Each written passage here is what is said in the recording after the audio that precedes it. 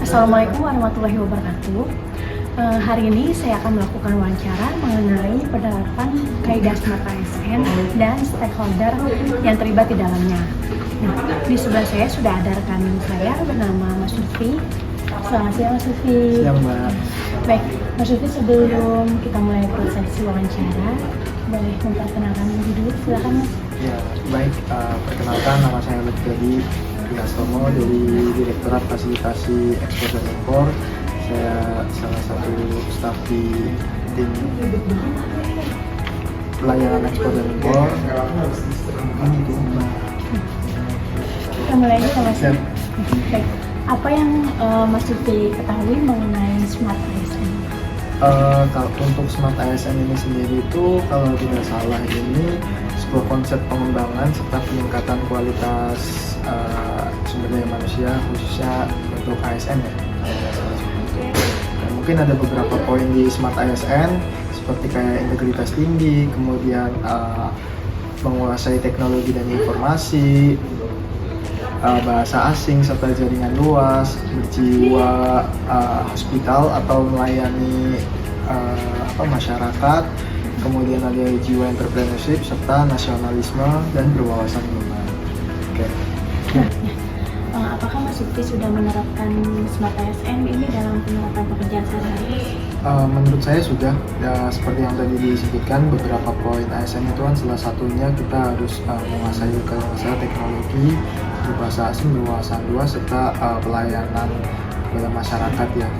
Bukti nyatanya sebenarnya kita selalu beradaptasi di era yang sekarang, yang biasanya mungkin dulu rapatnya itu diselenggarakan secara offline, sekarang bisa diselenggarakan secara online melalui media Zoom. Selain rapat, kita juga mengadakan bimbingan teknis, kemudian sosialisasi itu juga secara hybrid bisa dilakukan, yaitu mungkin itu sudah memenuhi beberapa poin yang di atas terkait Smart ASN.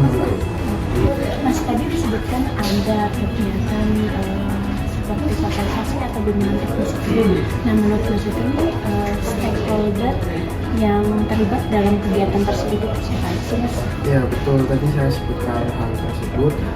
Untuk stakeholdernya bisa dari internal Kementerian Perdagangan, kemudian dari ASN baik itu di dinas, kementerian lain, serta yang satu lagi adalah dari eksternal, baik itu pelaku usaha, asosiasi, dan lainnya. Mungkin Menurut Mas Lutfi, untuk penerapan ASN ini diterapkan di mana aja sih Mas? menurut saya penerapan Smart ASN ini sudah diterapkan baik di lingkungan kementerian, baik di pusat maupun di daerah, kemudian di beberapa unit kerja yang memiliki peran dan serta memastikan kaidah Smart ASN ini agar berjalan dengan baik sesuai tugas dan fungsinya. Nah, kalau untuk waktunya Mas, kapan nih penerapan Smart ASN ini dijalankan kalau menurut Mas Lutfi? Untuk penerapan ini seharusnya bisa dijalankan secara berkesinambungan ya Mbak. Mulai dari proses perencanaan, kinerja tahunannya, kemudian evaluasi triwulan, serta laporan akhir tahunnya. Selain itu juga mungkin setiap kali ada perubahan kebijakan atau untuk menghadapi tantangan baru, pasti itu akan menerapkan Smart ASN ini Mbak. Menurut Mas Lutfi, mengapa penerapan ASN ini penting?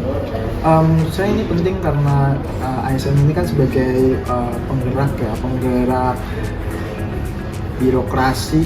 Kemudian dengan adanya Smart ASN ini bisa menjadi lebih transparan, terukur, efisien, serta akuntabel.